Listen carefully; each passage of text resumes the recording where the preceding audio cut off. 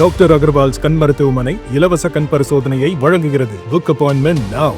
அதிமுகவினுடைய பொதுச் செயலாளர் அண்ணன் எடப்பாடியார் அவர்களை இழிவுபடுத்துகிற விதமாக கடந்த ஆட்சி காலத்தில் கூவத்தூரில் அனைத்து இந்திய அண்ணா திராவிட முன்னேற்ற கழகத்தினுடைய சட்டமன்ற உறுப்பினர்கள் தங்கியிருந்த அந்த நிகழ்வை இணைத்து மிக கேவலமாக சித்தரித்து யூடியூப்பில் பிரபல யூடியூபர் ஸ்ரீவித்யா என்ற பெண் மிக ஆபாசமாக எடப்பாடியாரை அனைத்து இந்திய அண்ணா திராவிட முன்னேற்ற கழகத்தை அவதூறாக பேசி ஒரு வீடியோ வந்திருந்து.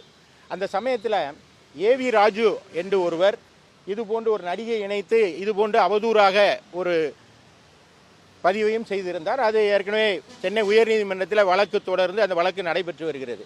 இந்த சூழ்நிலையில் அந்த வீடியோவை மேற்கோள் காட்டி ஸ்ரீவித்யா ட்ரைப்ஸ் என்று ஒரு யூடியூப் சேனலில் பிராமண பாஷையில் அவர் இந்த நிகழ்வை அதிமுகவை இழிவுபடுத்துகிற மாதிரி பொதுச் செயலாளர் அவர்களை மிக கேவலமாக சித்தரித்து ஒரு வீடியோவை வெளியிட்டிருந்தார்.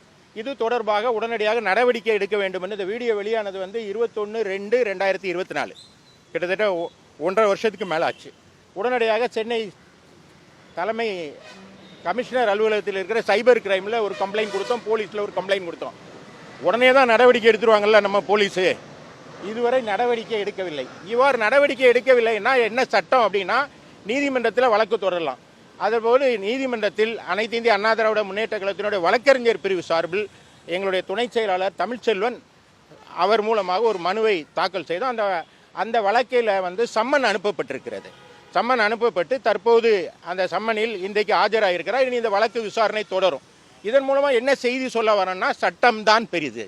நீங்கள் ஆளுங்கட்சியினுடைய அனுசரணையில் இருந்துடலாம், தப்பிச்சிடலாம், காவல்துறையினர் பாதுகாப்பு கொடுப்பாங்கன்னா முடியாது. நான் ஏற்கனவே பலமுறை சொல்லியிருக்கிறேன். இதுபோன்று அவதூறாக பேசுகிறவர்கள் அதிமுக மீது சேற்றியை வாரி இறப்பவர்கள் மீது கிட்டத்தட்ட 23 வழக்குகள் அங்கங்கே நாங்கள் தாக்கல் செய்து வைத்திருக்கிறோம். அது நீதிமன்றத்தில் வரும். ஏன்னா இந்த காவல்துறை நடவடிக்கை எடுக்காது. இப்போ அதிமுக அது இது 21 ஆர்டிகல் 21 படி உங்களுக்கு விமர்சனம் பண்ணுறதுக்கு உரிமை இருக்குது. அது கருத்துரிமையை பாதிக்குது அப்படின்லாம் எல்லாருமே கதறாங்க. கருத்துரிமைங்கிறது ஏன் மூக்கை நீங்கள் தொடும் வரதான். உங்கள் கருத்து உங்கள்கிட்ட இருக்கலாம். அது ஏன் மூக்கை தொட்டுருச்சுன்னா அது என்ன பாதிக்கும். அப்போ நான் நீதிமன்றத்துக்கு வருவேன், காவல்துறையை துணையை நாடுவேன். இதில் என்னுடைய மூக்கையே எடுக்கிற மாதிரி அவங்களுடைய பேச்சு இருந்துச்சு. அதுதான் காரணம். இவ்வாறு ஏன் இவங்க மேலே இப்போ டீ கடை என்று ஒருவர் அவர் மீது ஏன் பாவம் ஒரு டீ கடை வச்சுருக்க ஒரு மேலே ஏன் வழக்கு தொடுக்குறீங்க, ஏன் சம்மன் கொடுக்குறீங்க, ஏன் நோட்டீஸ் கொடுக்குறீங்கலாம் வலைதளங்களில் கேள்வி கேட்குறாங்க. டீ கடைங்கிறவர் டீ கடை வைக்கிறவர் இல்லை, அவருடைய புனை பெயர் அது.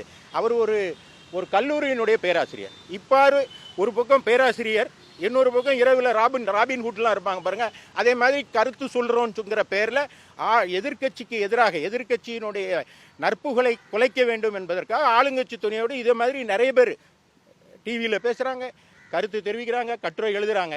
அது அவதூறாக இருந்தால் அதிமுக வழக்கறிஞர் பிரிவு அதை விட்டு வைக்காது. அது வழக்கு தொடர்ந்து நான் பல தடவை சொன்னேன். சட்டம் பெரிது என்பதை உங்களுக்கு சட்டத்தின் மூலமாக திமுகவின் திமிரை அடக்குவோன்னு சொன்னேன்.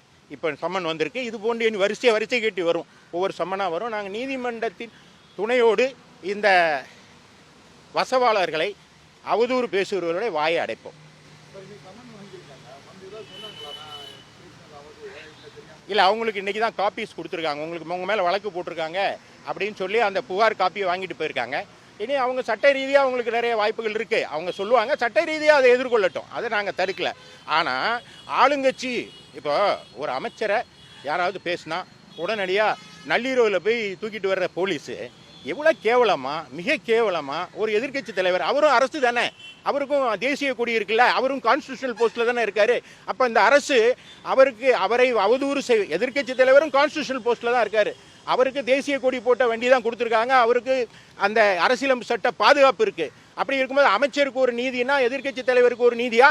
அப்போ அமைச்சர் மீது அவதூறு செய்தால், முதலமைச்சர் மீது அவதூறு செய்தால் வழக்கு போட்டு ராத்திரியே தூக்குறீங்கல்ல, ஏன் இதில் நடவடிக்கை எடுக்கலைன்னு நாங்கள் கேட்குறோம். ஆக இந்த வழக்கை அதிமுக யாரையும் நம்பி இல்லை. எங்களுக்கு சட்டம் இருக்குது. இந்த சட்டத்தின் ஆட்சியினுடைய ஆட்சி செய்கிறோம் என்பது ஒரு பொய் என்பதை இந்த ஆட்சி சட்டத்தின் ஆட்சியை நடத்தவில்லை. திமுக சட்டத்தின் ஆட்சியை நடத்தவில்லை. ஆனால் நீதிமன்றங்கள் இருக்கிறது. நீதிமன்றங்கள் தான் ஜனநாயகத்தினுடைய இறுதி நம்பிக்கை. நீதிமன்றங்கள் மூலமாக நாங்கள் நிவாரணம் தேடுவோம். இது போன்று பேசுகிறவர்கள், யூடியூப்பாக இருந்தாலும் சரி, பொதுவெளியில் உங்களுடைய தொலைக்காட்சிகளுடைய விவாத தளங்களில் உட்காந்து கண்டபடி பேசுகிறாங்க. நாங்கள் ரெக்கார்ட் பண்ணி வச்சுட்டு இருக்கோம். இது மாதிரி இதில் வந்துச்சுன்னா அவங்க அவதூறு பேசினா அவங்களுக்கு நோட்டீஸ் அனுப்புவோம், அல்லது இந்த போல் நீதிமன்றத்தினுடைய துணையை நாடி நீதிமன்றத்தின் மூலமாக நாங்கள் நிவாரணம் தேடி நியாயத்தை பெறுவோம்.